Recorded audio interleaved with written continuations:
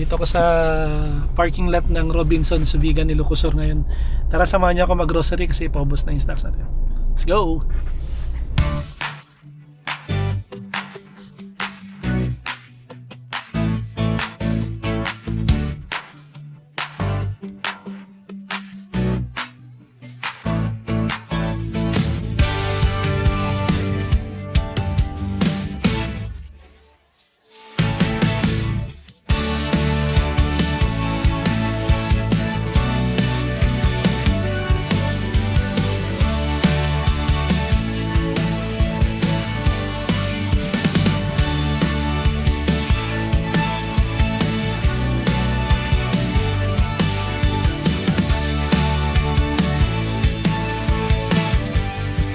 Hi guys! So, bawal pala mag-video sa loob ng Robinsons supermarket. Hindi ko alam kung bakit. So, ayan, pinamili natin.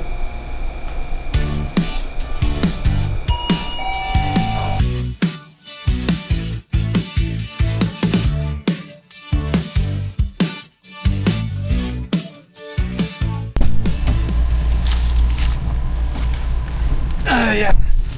Tapos na tayo mag-grocery. Ngayon, hanap tayo ng spot para kumain. May binili kaming pagkain. Hanap tayo ng malilim, mahangin, malamig na spot.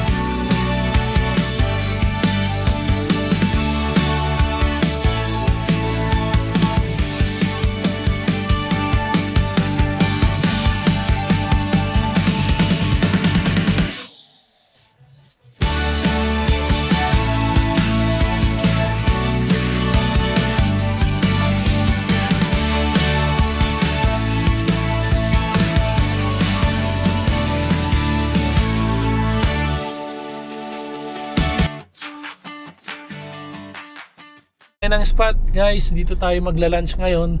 So from Vegan, makikita mo to sa right side. So kung magagaling ka naman ng Abra, nasa left side mo. Ang pangalan nito is Northern Luzon Heroes Hill National Park. Kung makikita mo dito yung overlooking yung dagat. Marami ka ring mga kakainan dito na parang mga table and chairs. So libot ko kayo guys para makita nyo.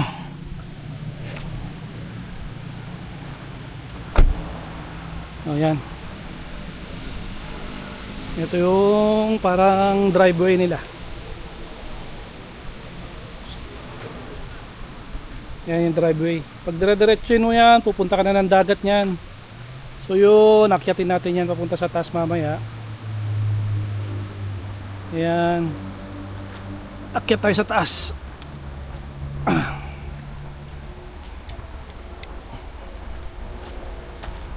Guys, bale konting information lang. Itong Northern Luzon Heroes Hill National Park is a protected area in Ilocosur, Philippines. So na-establish ito noong July 9, 1963. And actually the park is protected by landscape and seascape covering 1,316 hectares. So actually located ito in the municipalities of Santa and partly in Narvacan. And now is managed by the DENR.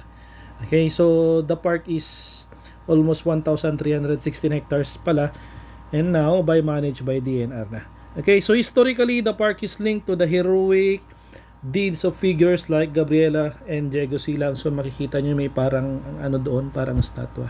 Okay, so ito pala yung Bangar Tree.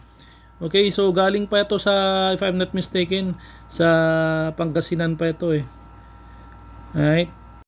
And also guys, pwede pala kayong mag-pitch ng tent dito sa mga mahihilig mag-tent. Napakaganda dito kasi gated siya, may bantay din, and may mga tubig din siya. Yeah! Yeah, yeah! Pack it bag! Tara na! Adventure time! Let's go!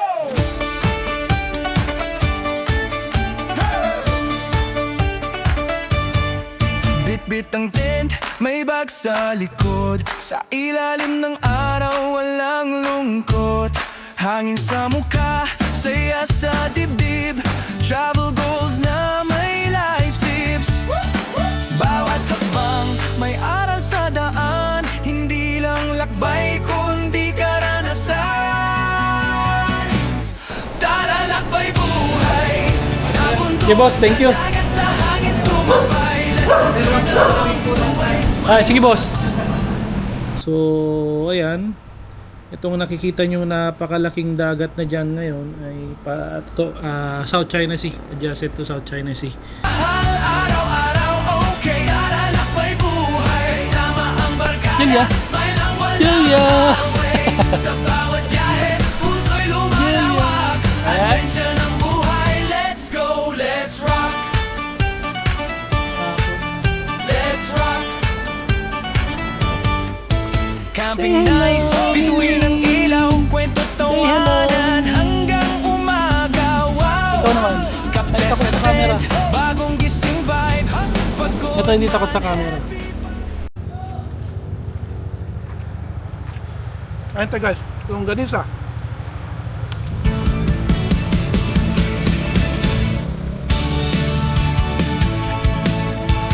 Ayun tayo.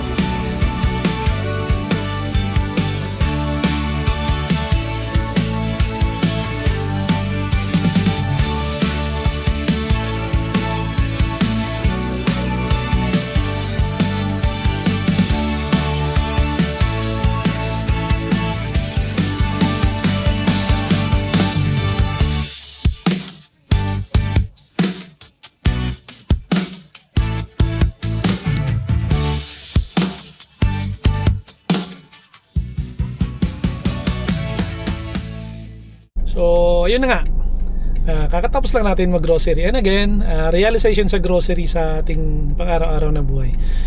Alam niyo, sa grocery, pinipili natin ang kailangan. So, ganun din sana sa buhay. Matutong tanggalin ang mga extra na pabigat at unahin yung mga nagbibigay ng tunay na lakas. So, kung marunong tayong mag-budget sa grocery, dapat marunong din tayong mag-budget ng energy. So, ibigay lang sa tamang tao at sa tamang bagay.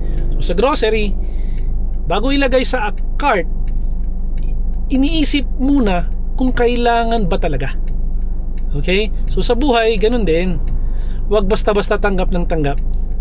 Piliin ang makakabuti sa'yo. So, sana meron tayong natutunan kahit konti lang ulit sa pag-grocery in relation sa buhay natin.